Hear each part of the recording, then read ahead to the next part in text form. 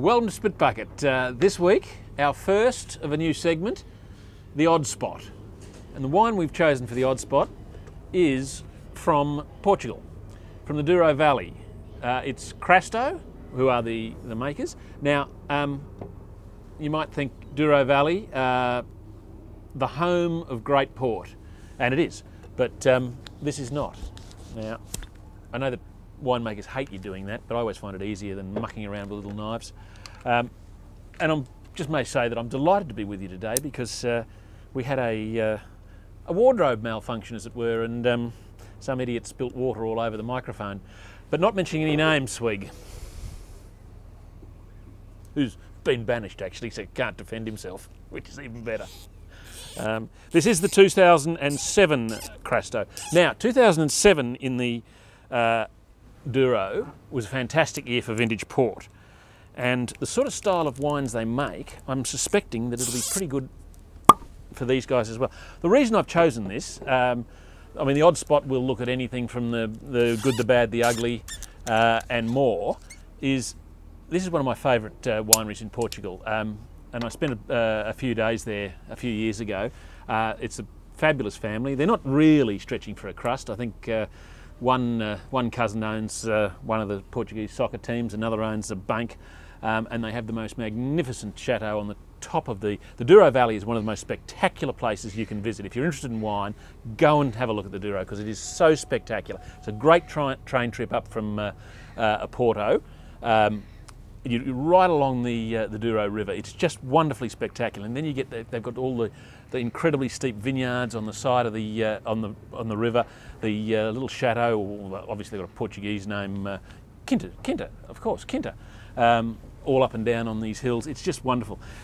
These guys have not only a little chapel way up about 3,000 foot above the river.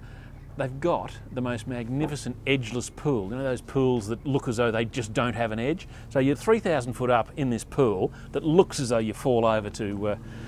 But the good thing, the more important thing is they make great wine. And our friend from Pondalaui in Victoria, Dominic Morris, he's been going over there for 10 years to help make the wine. So they've got an Australian connection.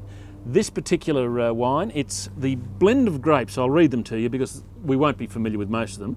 Tinta Rores, which is actually another name for Tempranillo. Tinta Barroca, not the vitamin supplement. Touriga Franca and Touriga Nacional. Now, Touriga Nacional is one of the most famous of all the port grapes.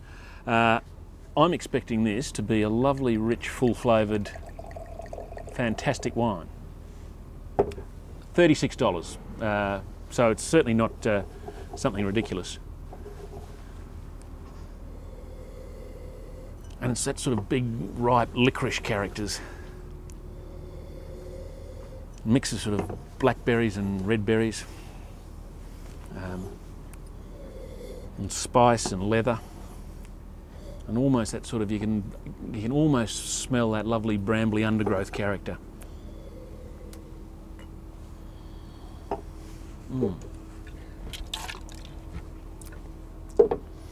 It's still quite young. It's got terrific length. It just keeps going and going.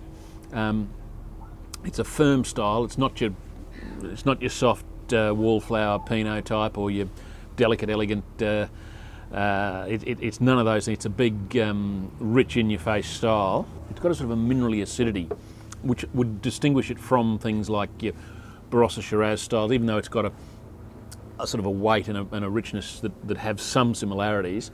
There's a minerally acidity that you just don't get with the Barossa. It's a different style of wine. To me, I chose this because I think they're a fantastic bunch of people, and they do make some wonderful, wonderful wines. I hadn't seen this one before, so it was a bit of a punt.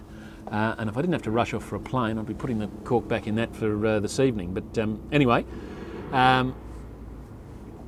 Give it a go. It's really worth. And look, in good 03 was another where we got a whole heap of really, really exciting red wines out of the Douro. There are some fantastic red wines coming out of Portugal now. We all think fortified, but there's, particularly around the Douro Valley, there's some wonderful stuff. So it's worth a try. Until next time, from Spitbucket, we spit so you don't have to.